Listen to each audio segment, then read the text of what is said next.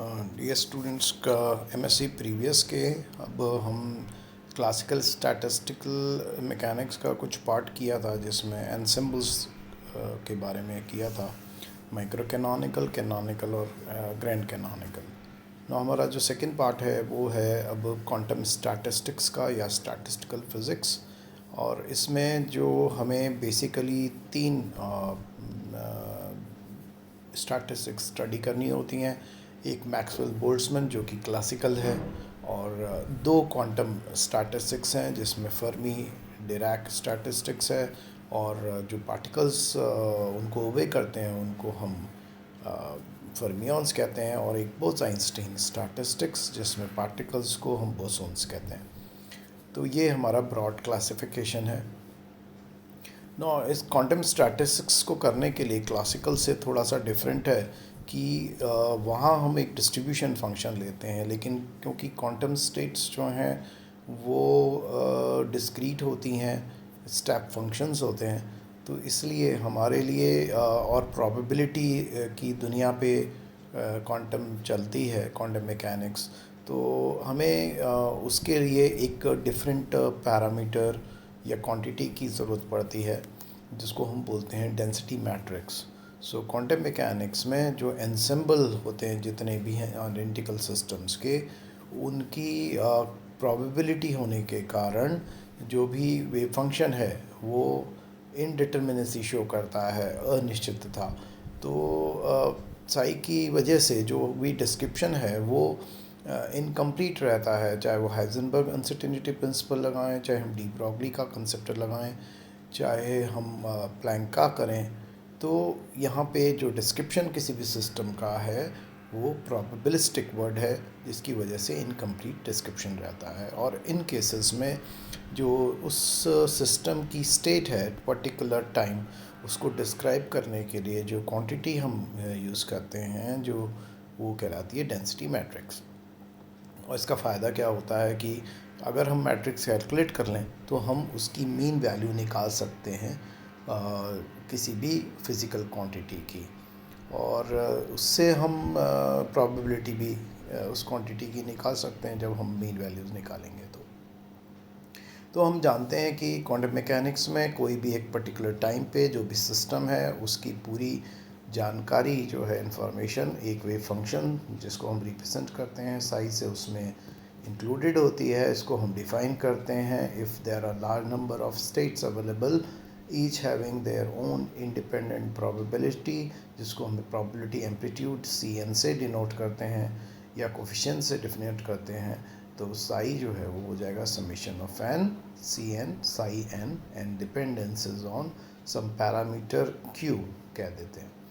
और इसके अंदर जो सी एन है वो नेचुरली नॉर्मलाइजेशन से आता है, तो psi n star psi d cube cube. And mean value अगर हमें निकालनी है, जैसा कि हम क्वांटम मैकेनिक्स में करते हैं, एनफेस थ्योरम के थ्रू भी करते हैं, और जनरल कंसेप्ट है कि मीन वैल्यू ऑफ क्वांटिटी निकालने के लिए हमें साई स्टार और वो क्वांटिटी का ऑपरेटर और साई डी क्यूब आर से निकालना होता है। और इसलिए आप अगर साई स्टार को सी एन करते हैं तो let's say c psi star will be c n star, then psi is some new function c m, और इनका एफ एन एम जो है वो इनके मैट्रिक्स एलिमेंट्स हैं जो कि गवर्न कर रहे हैं psi n star f cap psi d cube r. F cap जो है ये यहाँ पे ऑपरेटर है जो कि क्वांटिटी एफ को रिप्रेजेंट करता है, और जो एफ एन एम है वो ट्रांजिशन मैट्रिक्स के एलिमेंट्स हैं जिसमें कि जब वो स्टेट एन से एम की ओर जाती है। और अब जो क्वांटिटी है जैसे c n star c m आया, इसको यदि हम एक नए नंबर से डिनोट करें रो एम एन, जिसको हम डेंसिटी के नाम से जानते हैं, तो मीन वैल्यू हो जाएगी f is equal to summation of m summation over n rho M n f n m, and this is called f rho M n is called the density matrix in quantum mechanics. और ये statistical जो हमने शुरू के एंसेम्बल्स पढ़े थे उनके अंदर ये स्टैटिस्टिकल डिस्ट्रीब्यूशन फंक्शन जो कैलकुलेट करते थे उसको रिप्लेस करता है। नौ टाइम डिपेंडेंस को स्टडी करने के लिए डेंसिटी मैट्रिक्स के लिए हम इसकी फंक्शन को चूज़ करेंगे जो टाइम पे डिपेंड करता हो, और simplest function is e to the power minus iota et upon h cross. So we choose cnt is equal to cn0 e to the power minus iota ent upon h cross. So इससे जो है d by dt अगर cn star cm calculate करेंगे तो iota upon h cross cn minus cm cn star cm, और क्योंकि cn star cm जो है वो रो mn है, तो इसके अंदर इसका जो टाइम डेवलपमेंट है रो फंक्शन का d by d t of rho which is denoted here by rho dot. So rho dot m n is equal to iota upon h cross e n minus e m rho M n. और using e n minus e m rho M n, ये जो function है इसको हम use करें जैसा कि हम मैट्रिक्स अप्रोच जो होती है क्वांटम मैकेनिक्स में, जब हम हैमिल्टोनियन के ऑपरेटर्स को यूज़ करते हैं, तो इसको जब हम यूज़ करेंगे तो हम पाएंगे कि ये rho M L H L N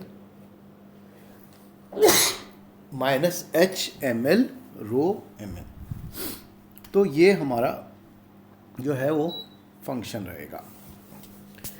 अब इसको और फर्दर सॉल्व करें. Iota h cross rho dot m n means time table will be equal to therefore rho h M L rho l N minus rho M L H L n. ये आपको subscript जो लगा रहे हैं उनको ध्यान रखना है कि उनका ऑर्डरिंग क्या है. जैसे लेफ़्ट में रो एम एन है तो यहाँ पे भी एच और एल के बाद एम एन ही आना चाहिए. तो यहाँ पे कॉमन जैसे एल लेबल है तो एच एम एल फिर रो एल एन.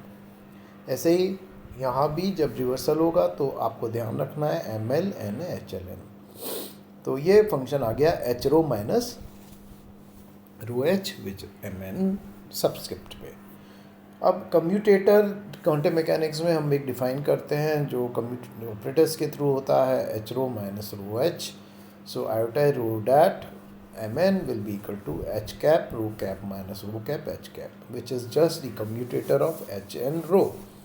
तो यदि आपको इसका डेवलपमेंट टाइम डेरिवेटिव अगर मान लीजिए किसी केस में ज़ीरो हो जाता है, so that rho dat becomes 0, then the commutator will go down to 0, and therefore हमारे पास जो भी क्वांटिटी डेंसिटी मैट्रिक्स है वो यदि कम्यूट करता है हैमिल्टोनियन के साथ, तो ये जो है उसका जो फंक्शन है वो टाइम इंडिपेंडेंट होगा. और ये जो लेवली थ्योरम हमने शुरू के चैप्टर्स में करी थी वो उसका ये क्वांटम, तो क्वांटम मैकेनिक्स में उसका जो समतुल्य है जो एनालॉग है वो लेवली थ्योरम का ये इक्वेशन है. So this is all for today, and from tomorrow I will in the next lecture I will treat the ideal gases.